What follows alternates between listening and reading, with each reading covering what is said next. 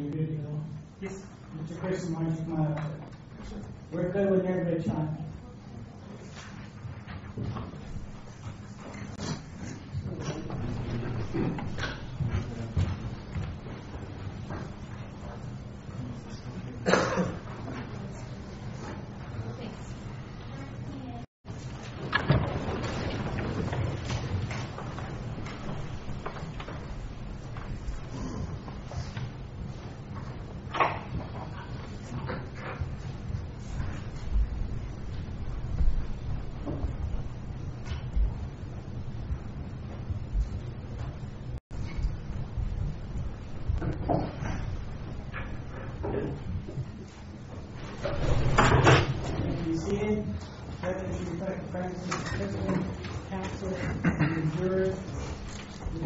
Still on the stand, some are also on direct examination.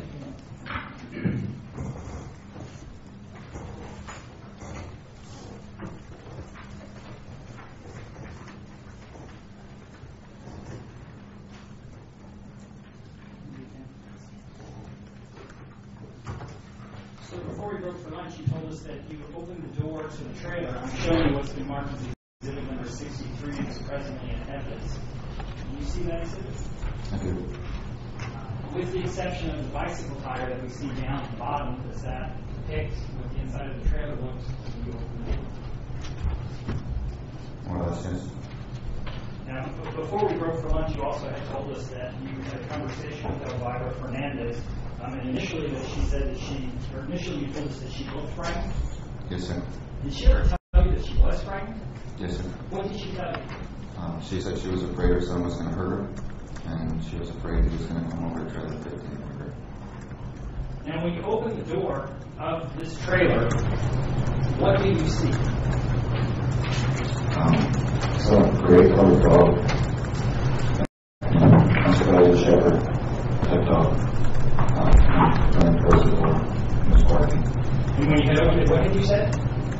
I announced Phoenix Police and said, "Danny, come out, talk to us."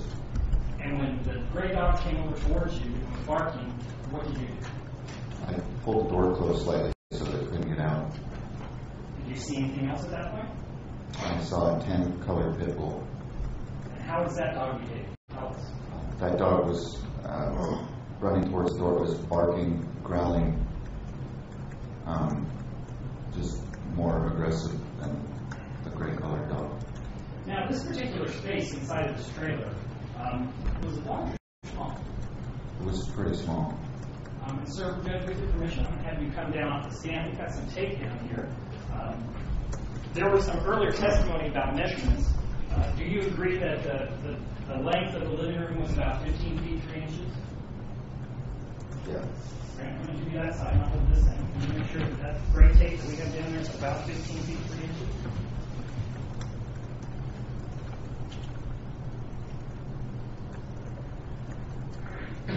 It's actually 15'4" on this side.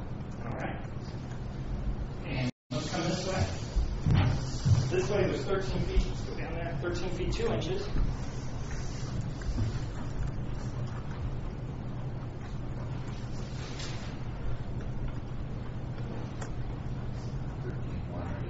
There we go now. Yes, sir. Approximately 13'2". All right. And the tile area is 5 feet 9.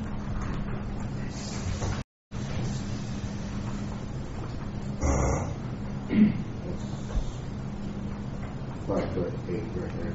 All right. And would you agree that this blue would have been the door that you opened? Yes, sir. And the blue here to my right, that would have been the doorway into the kitchen. Yes, sir. And this blue over here would have been, there was a couch, as we actually see in Exhibit 63. Yes, sir. Let's see, I'm going to show you some of your exhibits. This demonstrative measurement is not something that's going to the jury to whatever note taking. I'm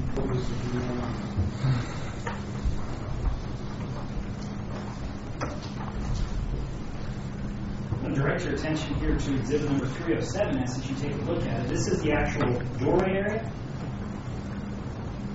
Yes. About where I'm standing. And behind the doorway, what do we have? Behind the door was the The kitchen entryway and the bags, the garbage bags, the boxes, all the stuff piled up that you see right there. So is this entryway actually open? Yes. To the kitchen? Yes. Yes, sir. But is there room for you to walk freely through there? No, not with the door open.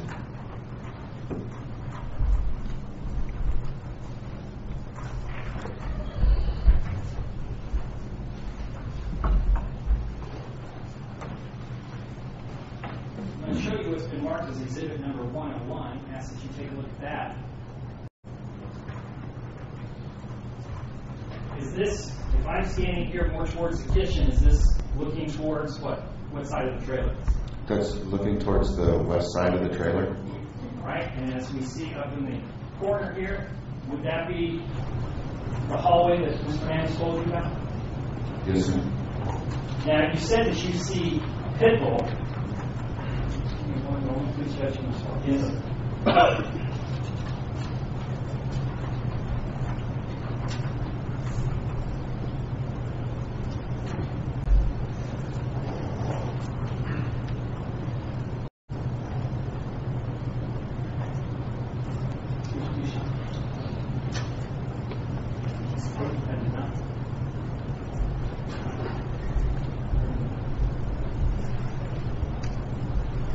Direct your attention to the monitor behind you so it's a little bit easier to see.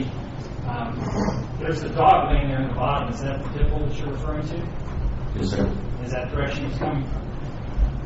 Yes. I'm also going to direct your attention, if you keep looking at that monitor, it's a little bit clearer to see. The way that TV and those items are sitting there, is that the way it was when you opened the trailer door at first? Yes, to this my recollection. Yes, it is. I zoom in here to what's behind the television. You see the object there with the little red end on it? Yes. It's kind of shaft is multicolored. Yes. Sean, would you switch back to normal?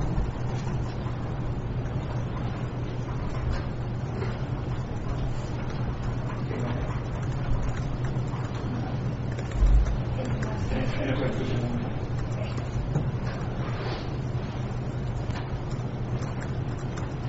I'm going to direct your attention to this exhibit, which is previously in evidence. And do you see that same object now laying on the floor? I do. This is the other end of it, though, isn't it? Yes, sir. Well, go ahead and zoom in on there so we can see what that is. What is it? It's an arrow, an aluminum shaft arrow.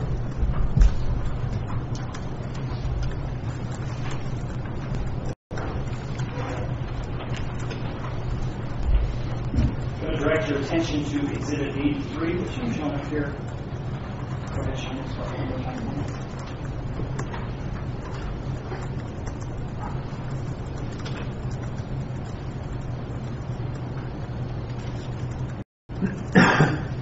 And one more time. Please start. Next to that black chair, we have an object, and we're going to use digital photo to see a little bit closer. You see this area here? Yes, sir. What in fact did that turn out to be? These wires. A compound boat. What? A compound boat? Yes. Is that a weapon? Yes, sir.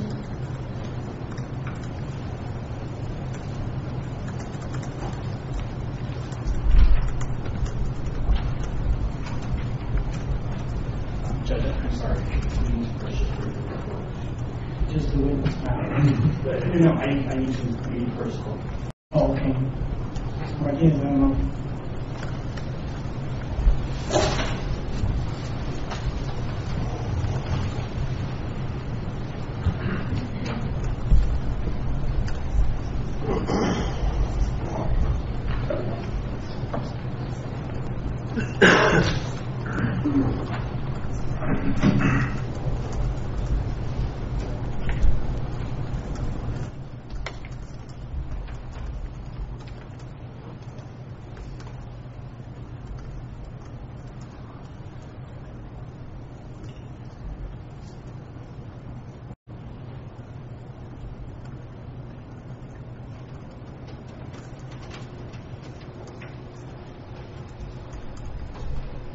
and there's a legal issue that we need to deal with outside your presence. If you would step outside when we're ready.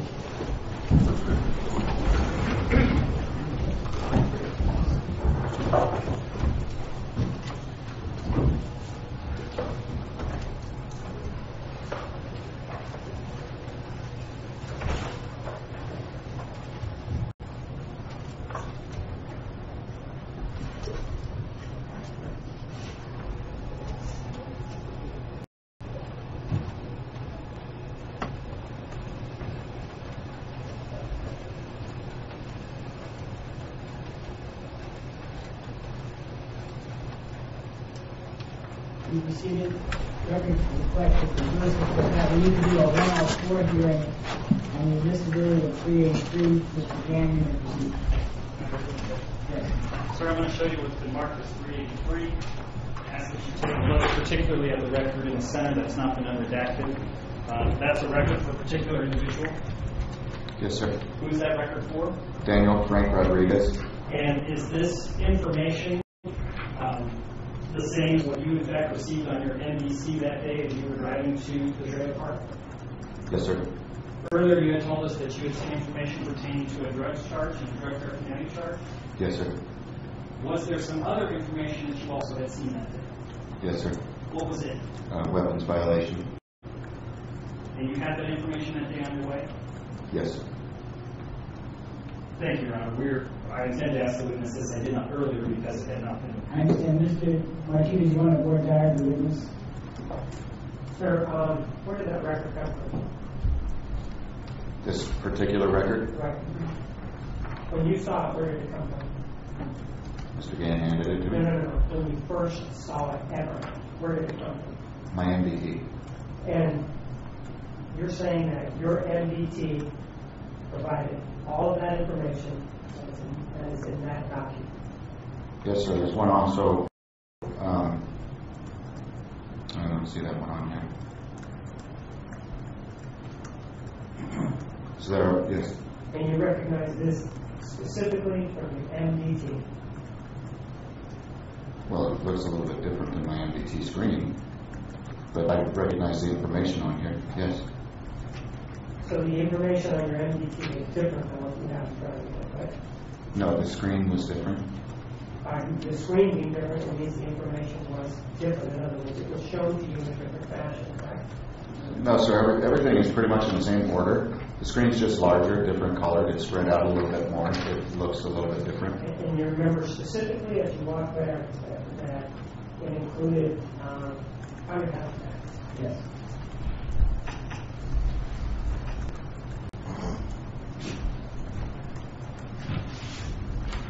So what did it include? Drug paraphernalia, weapons violations, dangerous drugs. There was another one that included No, on this one, what else did it include? traffic. It included a traffic, okay. What else? That's it that I can recall.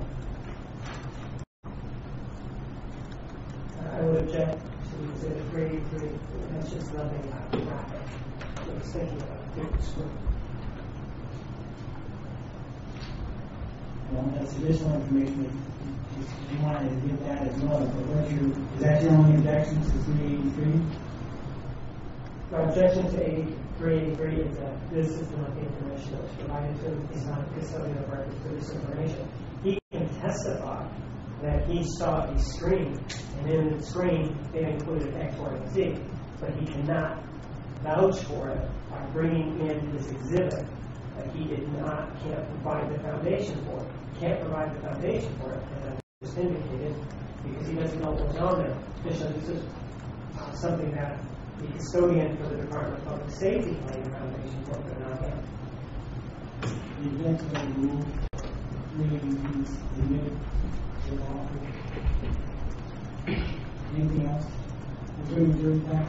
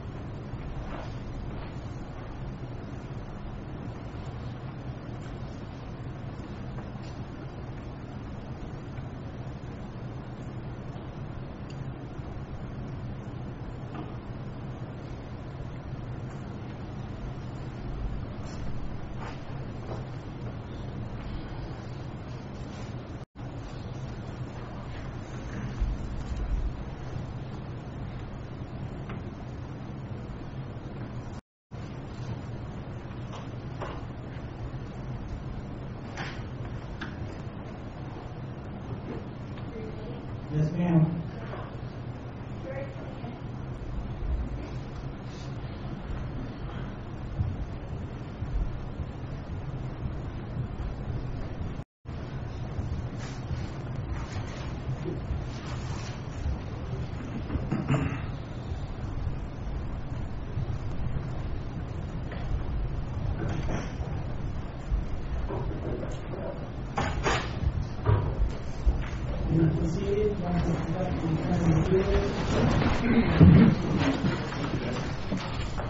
Chrisman, this video has been marked as exhibit number 383. I ask that you take a look at this document. You told us earlier that you had received some information on your MDC as you were driving to the location of this call. Yes, sir. And I believe you told us that you saw some information about the suspect involving drug paraphernalia. Yes, sir. What was the other thing? Excuse me. Dangerous drugs? Dangerous drugs. What kinds of drugs are those? They're. Is it a brand? Is it a classification of drugs? It's a classification. Like Yes. methamphetamine? Yes, sir. Did you also see something else that you hadn't told us about up till now? Yes, sir. What else did you see? Weapons violation.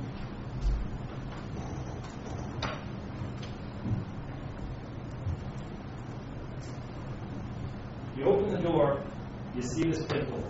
What does the pit bull do? The pit bull's coming at the door. It's barking and growling. So what do you do?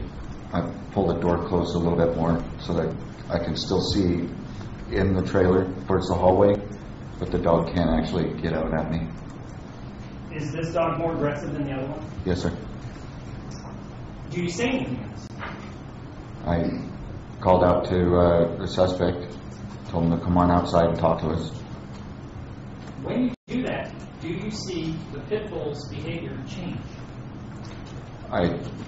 Yes. What do you observe? Tell us. The dog turned and ran back towards the hallway, stopping just short of the entry of the hallway. It lowered its rear end. His tail is wagging. His whole back end was shaking. His front end was shaking, and he was no longer in that aggressive state. And while he's doing that, do you see someone come out of this back hallway? Yes, sir, I did. Can you describe what the person is wearing? Yeah. He was wearing a oversized black baggy shirt that came down mid-thigh. It was short sleeve, but the sleeves were really big because of the shirt size. Underneath that was a white colored shirt. He had on gray dicky pants and a baseball cap. And as the person comes out of that back hallway, are they saying something? Yes. What are they saying? He was saying that he was yelling a bunch of obscenities and telling us that we had no right to be in his trailer, that we needed to get out of his trailer. I tried to explain to him that his mother had called and that we were there about a domestic violence call. So you identified who the caller was? Yes, sir. When you say he was using obscenities, and it's very important, tell us, do you recall what words he was using? He was shouting, "Get the fuck out of my trailer. You motherfuckers have no right to be in my trailer." And nobody was even inside the trailer at that point. The door was just open. The door was just open. As he's yelling this, can you see, as he's yelling this, does he move anywhere in the trailer? Yes, he moves towards the door. And when he comes towards the door, are you able to see more about the person's features? Yes, sir. Tell us what you see. He was,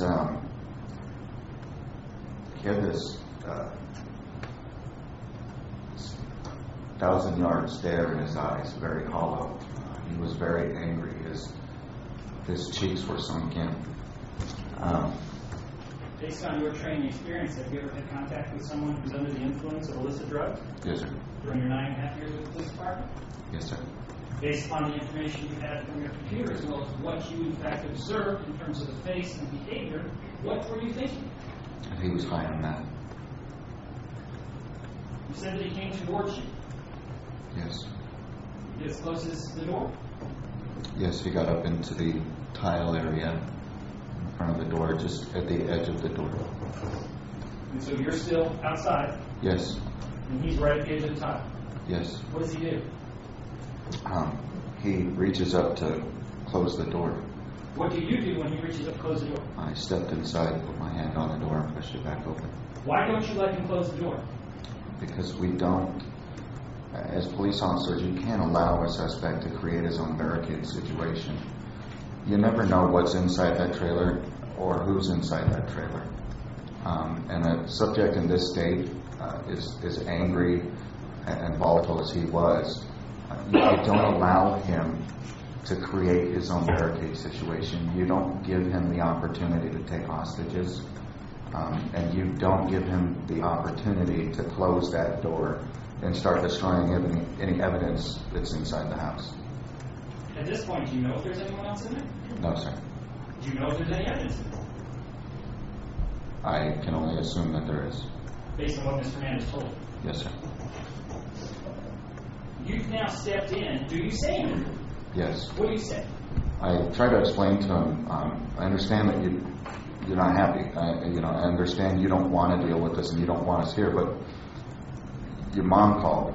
She's made some allegations about a domestic violence. I just need you to step outside so we can talk about it and we'll get this worked out. Does he comply? No. Why do you want him outside? I want him out in a safer environment. The inside of the trailer is a very confined space, very cluttered. Anything and everything inside that trailer can be used as a weapon. And a subject in this state where he's so angry, he's cursing at us, he doesn't appear rational at all. I want him out in a safer environment, and I want to get away from that dog, from the pit bull. When you ask him to step outside, what does he say? He says he's not going anywhere. He doesn't have to go outside, and he doesn't have time to be dealing with us. So what do you do? I reach, with my right hand, I reach up and grab the back of his left bicep, and I said, just step outside with us. And when you do that, does he comply? No, he did not. What does he do? He jerked away. He jerked his arm free and smacked my hand. You touch him again. I did. What do you do? I moved closer and put two hands on him and tried to apply an OCCS wrist lock. What is OCCS? It's the O'Donnell Continuous Control System. Is this something you taught at the academy? Yes, sir. Is this one of these defensive tactics? Yes, sir. It's an escort hold, a pain compliance technique. And what is it? It's basically where you grab with your right hand, you grab the upper side of the arm here, your left hand grabs the hand, and with your left hand you turn the thumb inwards this way while at the same time sliding down and grabbing the fingers. It's kind of not a fluid motion, but kind of a step-up motions that have to work together. You bring the right hand down as the left hand is turning, and you get both hands on the wrist, and as you turn it inwards, it applies pain in the radial nerve here. Just to get him to comply. Yes, sir. Did he? No. When you touched that part of his arm, what did you feel? His arm was slick. It wasn't like greasy slick. It was slippery, wet, almost like not like a baby oil, like soapy water. Are you able to keep your grip on him?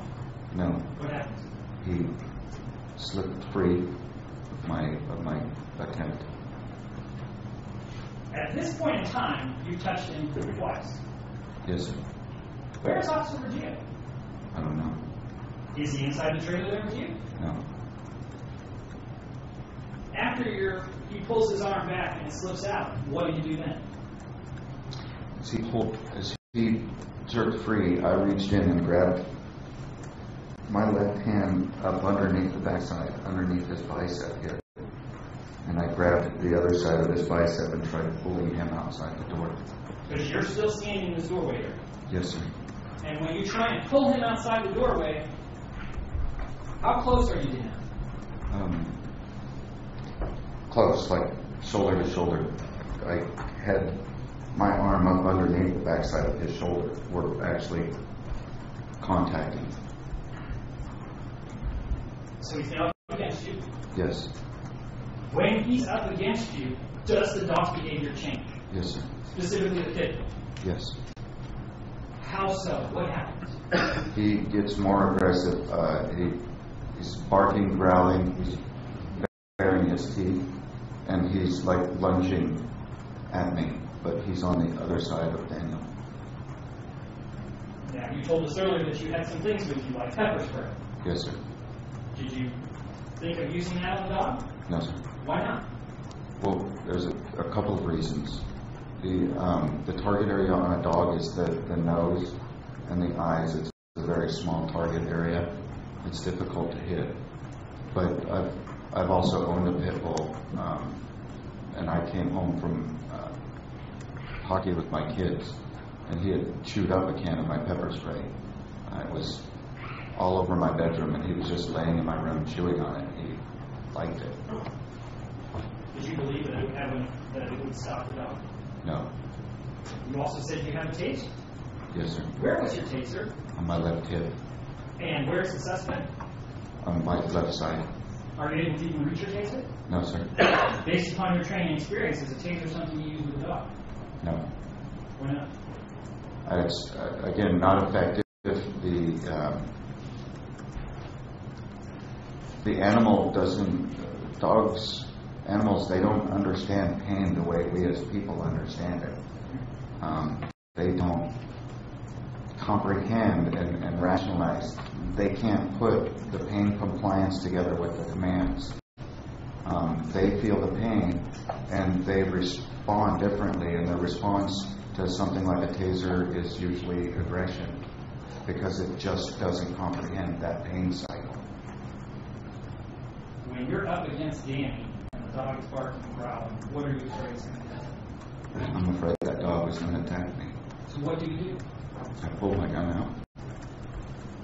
When you pulled your gun out, what did you do? Tell us.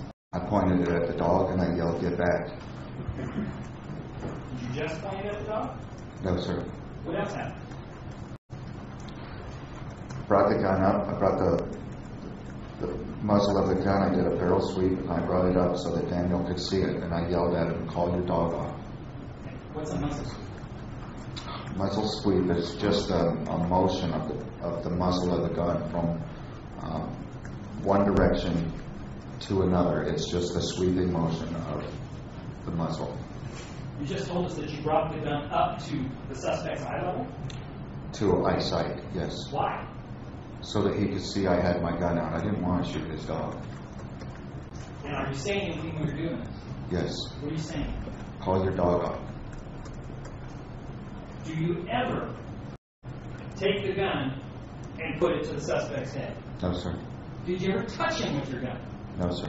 Is that something you would ever do? No. Why not? Well, a couple of reasons. You don't put your gun against somebody's head. You don't want to have an accidental discharge. And it also puts it right there in his grasp. You don't want to give him your gun. When you bring the gun up and you say, "Get back," and you show it to him, what does the dog do? The dog is still barking and growling. But what does the suspect do? He pushes off of the door handle side of the wall. He lunges backwards, pushes himself off of the wall back towards the edge of the tile. Does he leverage himself then out of your grasp? Yes, sir. And once there's distance between you and the suspect, what does the dog do? The dog backs off.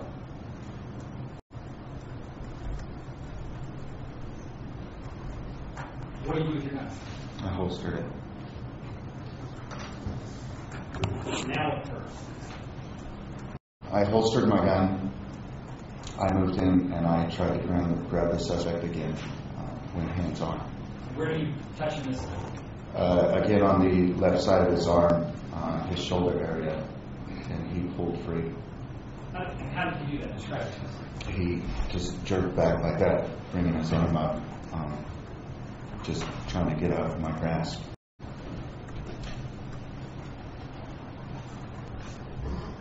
you ever see Officer Review? At that point, I did not, no. When he jerks away from you, the suspect, what do? I pulled my pepper spray out, shook the can, and pointed it at his face. Do you say anything? Yes. What do you say? I told him outside on the ground now. So you're giving command. Yes, sir. Does he comply? No. What does he do? He just yells, "Don't you fucking tase me," or "Don't you fucking spray me." At this point, you see Officer Review. Yes. Where is he? He moved in at that point and tried grabbing the suspect's right arm. Is this the first time you've seen Officer Review inside the trailer? Yes, sir. What do you do with the pepper spray? I sprayed him right across the brow line and down the nose. Why there? To try and get it in the eyes, activate the tear ducts, and get a sinus reaction as well. Do you spray it on Officer Review? No. What happens after you spray the suspect? I put my pepper spray back in the pouch, and he was just yelling, why the fuck did you spray me? And I reached up and grabbed him by the shirt, by the shoulders, and tried pulling him outside. And where's Officer Review? I don't know. When you grab him by the shoulders, what happens? He tucks forward at the waist, he leans forward at the waist and pulls himself out of his shirts. The shirts come off. The sleeves are still hanging from his forearms, but the shirts have come off of his upper body. What does he do with the shirts? He just raises them up, wipes the pepper spray off of his face, and says it again. "Why the fuck did you spray me?" Once he does that, do you hear a voice? Another voice other than the suspect's? Yes, sir. Where is that voice coming from? Outside. Do you recognize whose voice it is? Yes. Who is it? Officer Bergio. What is he saying? Tase him, Rich. What do you do? Pulled my taser out, turned it on, transitioned to my right hand. And I'm going to stop you there. Why do you switch from the left hand to the right?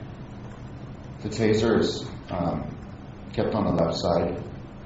It's opposite your gun side. You're trained to keep it opposite gun side to reduce the likelihood of reaching for one and grabbing the other inadvertently. So when you try to grab the taser, it's muscle memory that it's here on the left side and not over here. So the taser comes out. I transition to my right hand because I'm right hand dominant. And then what do you do with the taser? Or, well, you back up. Do you say anything? Yes. What do you say? Again, I gave him commands to get down on the ground. Does he comply? No. What does he do? He just yells, "Don't you fucking tase me." So what do you do? I deployed my taser. And when you deploy it, is it effective? No, sir. What happens? He just got this enraged look in his eye. I remember him like reaching like for the wires, and I could see one of the wires, and I could see that it had no effect on him. And I tried to swing the wire up to make contact with his skin. Were you successful in doing that? No. What do you then do at that point with the taser? I started to strip out the cartridge that's on the muzzle and realized that when I got out of my car to catch up to Officer Bergio, I didn't grab it. Do you have an extra taser cartridge? I did. Where was it? In my duty gear inside my car. There's been testimony in this case that some people carry it on the actual taser itself. Is that your practice? No, sir. Why not? Well, a couple of reasons. My waist is too small, so where it's mounted on my left hip, on this side over here, there was my magazine pouch in front of it, keeper between it. My radio would sit back here on the back side. And with the cartridge, it extends the handle of the gun, and it interferes with your radio. It switches channels, presses your emergency button, and it just becomes an officer safety issue because just walking around with it, it can switch your radio over to a different channel and you won't even know it. And you said there's a couple reasons. That's one of them. Any other reasons? Well, then you have the issue that you actually it's recommended by taser that you don't carry them there because it causes damage. The bumping, the constantly getting in and out of your patrol vehicle, bumping it on things it can cause those glass doors to fall off. Once those glass doors come off, it's no good anymore. So even if you have it there and there's no glass doors, it's likely not going to be an effective tool. So you reach up to the end of your taser, realize, I don't have another cartridge. Is there some other way you can use this device? Yes. Tell us. A dry stun. You can place the muzzle up in contact with the skin, and while you don't get the same effect as you do with a good probe spread, it still causes a pretty significant amount of pain. Is that what you did here? Yes, sir. And while you're doing that, are you giving commands? When I dry stun it? Yes. I don't recall whether I did or not. Is it effective? No. What happens? He swiped down at the muzzle of my taser. I recall it being on the right side of his abdomen. It was in the abdomen area that I reached in and tried to dry stun, and he just swiped at the muzzle of my taser. So what do you do? When he swipes, what do you do? I do a weapon retention. I pull it back in towards me and turn away like this. When you do that, do you hear something else from outside? Yes, sir. What do you hear? Tell us. I hear a pop sound followed by a distinctive electrical cycle of a taser. What's that sound? It's kind of an all-in-one noise. The pop and immediate tuck, tuck, tuck, tuck, tuck, tuck, tuck, very quick. And what do you see? I see the suspect go rigid. His body stiffens up like a board, and he falls backwards. And when he falls, what does he fall upon? On the couch on the north side of the living room. I'm going to show you what's been marked as exhibit number 3 and 4. Actually, before I show that, I'm going to show you exhibit number 3 and 4. I ask that you take a look at that. Are you familiar with what that's a photograph of? Yes, sir. Is that a fair and accurate depiction of the living room as you saw it that day? Yes, sir. While these events are going on? Yes, sir. Defense moves to mid 384, Judge.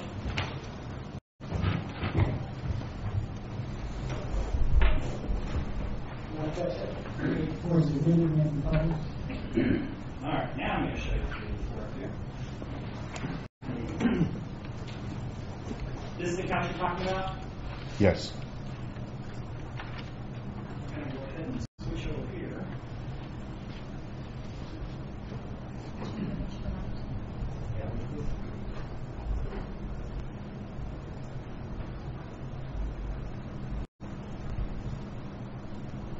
You hear this noise, and what does the suspect do? He goes rigid. His body stiffens up, and he falls supine back down on the couch. And the end of the couch he falls on is which one? It's the one down in the bottom side of the screen where the pillow's laid down and the sheet is disturbed. I'll show you what's been marked as exhibit 63. Switch back to the hand information. This is a long view of the couch. Is this what you're referring to? Yes. And we see on the one side, the left side, things seem to be kind of orderly, and on the right side, pillow's not good. Yes, sir. That's where he fell. Yes. When he falls onto the couch, what do you do? Well, I move in and take a position of dominance over him. I move in, stand over him, and go to place him in handcuffs. Why do you do that? Is that what you're trying to do? Yes. Can you touch someone while the taser's on? Yes. Are you able to handcuff? No. When you get over him and go to put the handcuffs on, what does the dog do? You switch back to the The pit bull, as I stand over him, comes from the hallway and around the coffee table that was there, charging at me. So if this down here, this blue is the couch, where are you standing if he's on the edge of or end of the couch? Come on down here and show us. Pretty much right where you're at. He's on the couch. He's on the couch here. And we saw from the diagram, where's the dimple? Right over here in the hallway. Right there. Yes, sir. And it comes which direction? Around the coffee table over here. We can have a seat. Take a look back up here at the exhibit.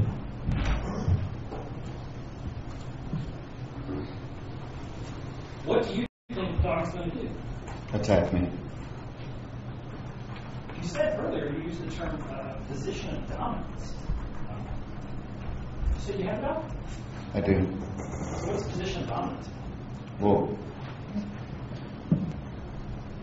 position of dominance is like earlier when I was describing my contacting the suspect. Dogs are they're pack animals by nature. They run in packs, they move in packs, they respond in packs, and wild they hunt in packs. They will naturally protect their pack. Their Lack foundation relevance. His name? You have a dog. I do. I have two. You're describing to us pack behavior. Have you ever seen your dogs exhibit that? Yes. You said the dog that you have is a pit bull? No, not anymore. The one that you saw exhibit this behavior, was it a pit bull? Yes, sir. Similar to the one here. Yes. Dog is charging at you. What do? I move, take a step to create distance, draw my weapon, and I fire 2 rounds at the dog. And when you fire the 2 rounds at the dog, where does the dog go? The dog didn't really go anywhere. As it came around, as I saw it coming, and it was growling, I just moved and became a moving platform. I moved while I drew my gun, and I pointed and I fired. The dog... Wait, let me ask another question. When you fire the gun, what does the suspect do? Is he still laying on the couch? No. What does he do? He jumps up and lunges. He swings his hand out almost like he's trying to stop bullets. Is he struck by a bullet? No. So he's now back on his feet. Yes, sir. The dog, what happens to the dog after you shoot? I fired 2 quick rounds. The first one, I saw the dog move this way. And then after the second round, it just hit the ground. It stopped. What does the suspect now do?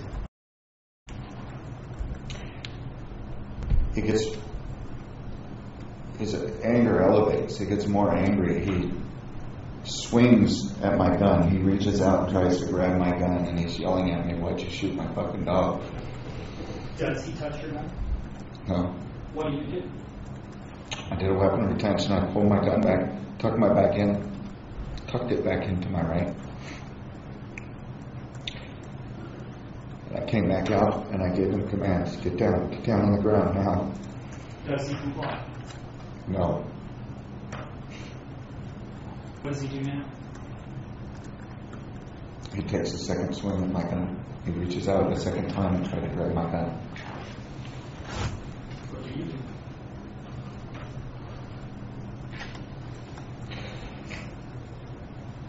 I moved. I brought my gun back in. Does he ever touch it? No. When you bring the weapon back in,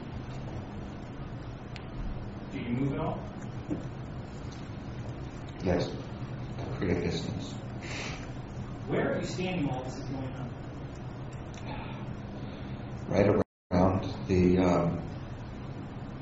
Right around the tile area. Kind of around the edge of the tile area, I think.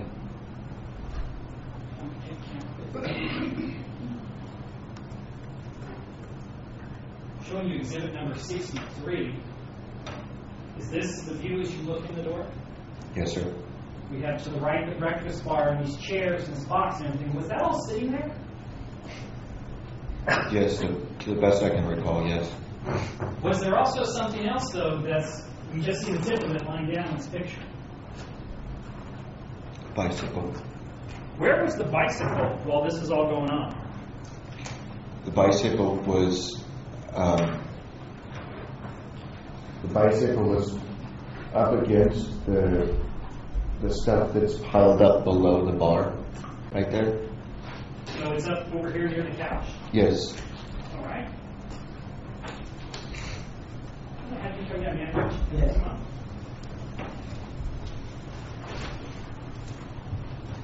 Which direction is it facing? Facing towards the west. There's a lot of stuff there. So is it in front of the stuff up near the couch? Yes. And when the suspect gets up, which side are you on? Where are you at in this room? I'm over here. Come on over here, officer. In this area. You said that he reached for the gun twice. Yes. After the second time, does he reach for anything else? Yes. What does he reach for? He moved over and grabbed the bicycle. This bicycle. Yes, sir. Did he do anything with it? Yes. What did he do? He moved towards me. I took a step back. When you took a step back, what happens?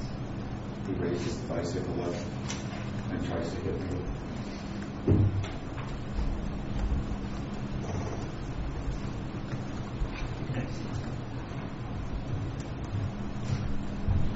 What do you think he's going to do with that bicycle?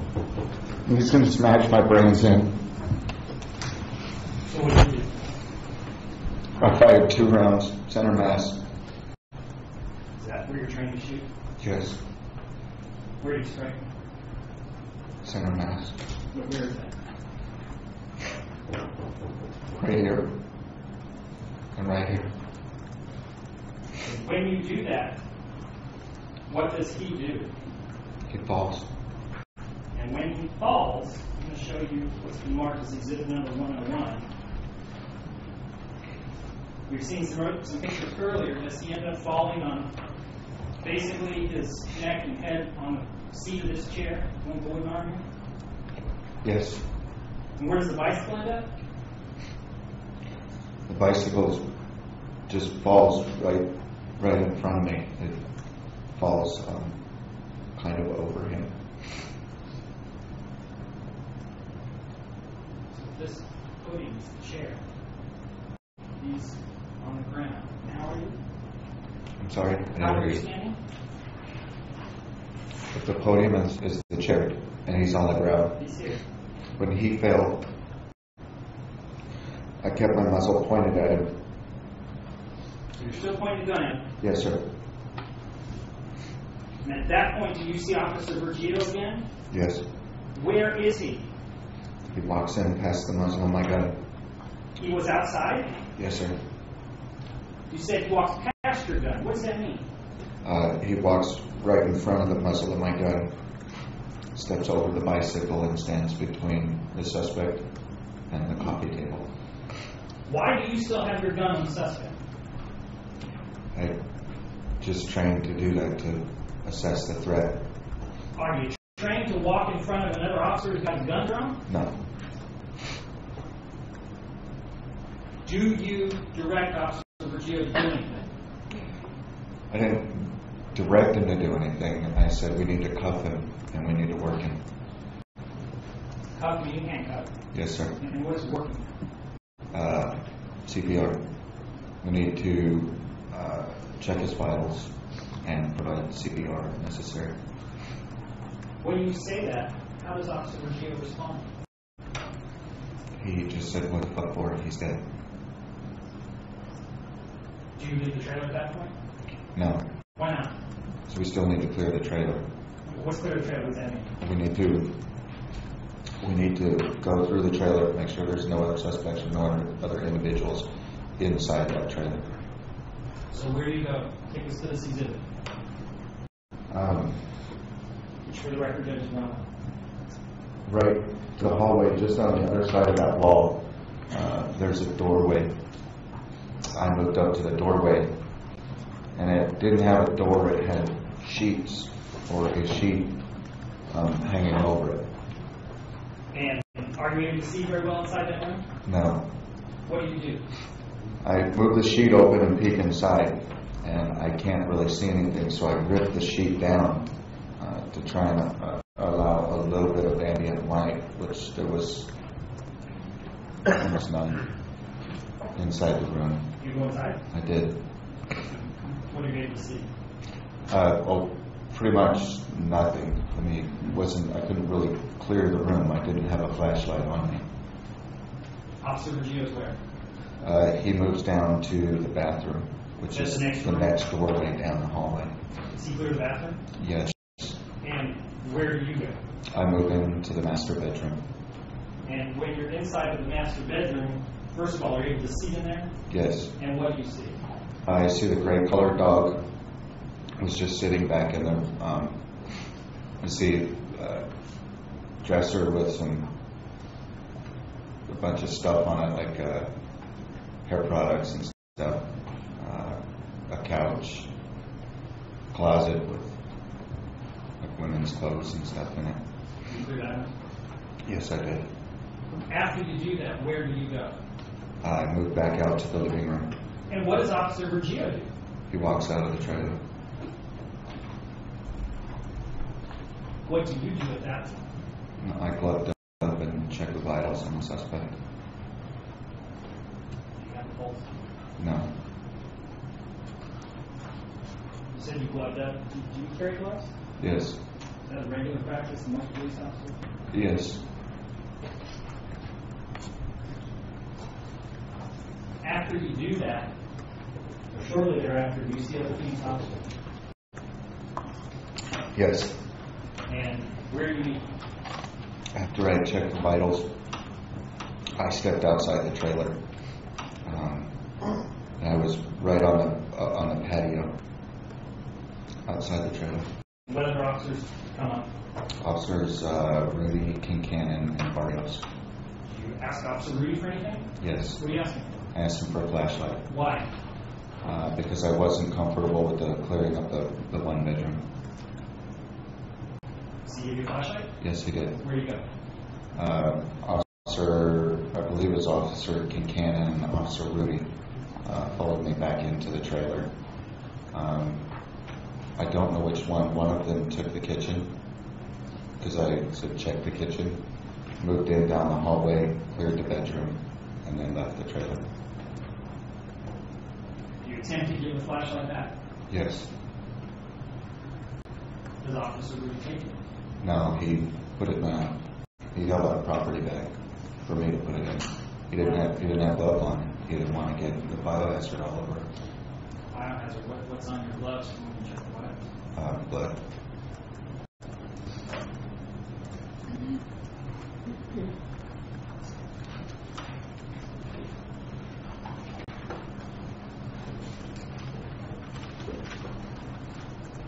Shortly thereafter, supervisors arrived? Yes. Were there Sergeant Manson? Yes, sir. Sergeant Walls? Yes, sir. And what does Sergeant Walls do with you? He takes me and we set in his patrol vehicle up towards the end of the road opposite where the trailer was located. You're there for some time? Yes. And while you're sitting there, do you start to feel certain things? Yes. What do you feel? Objection rose.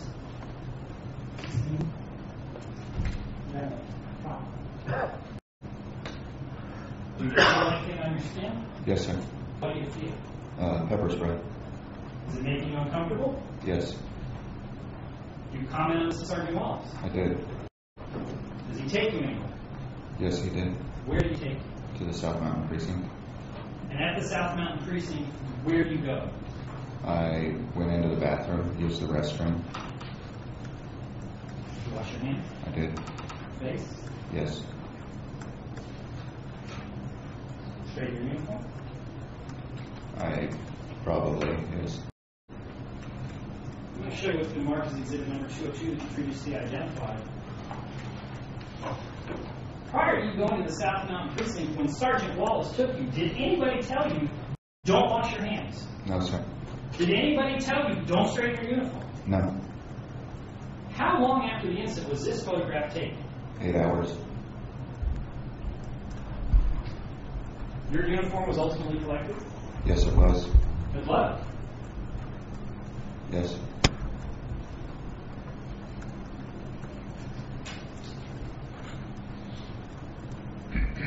When you opened the door of that trailer and the suspect came to close it, you stepped in. Is that what you're trained to do? Yes, sir. When you attempted to grab a hold of him and he pulled away from you numerous times, is that what you're trained to do? Yes, sir. Using OC spray in the way that you did, is that what you're trained to do? Yes, sir. Using your taser the way you did, is that what you're trained to do? Yes. And ultimately, when someone takes a bite and tries to bash your brains out, and you fire your weapon, is that That's speculation. what you're trained to do? Yes. Why didn't you call a 906? Who's a 906? It's kind of an urgent request for a backup Why didn't you call for backup, sir? because I thought I had one. Officer Virginia. Yes, sir. Judge. Do you have cross-examination? I do. Rather than interrupt, we'll take the afternoon break at this time. Ladies and gentlemen, please remember the admonition, please hold the mind on the case. This is 345.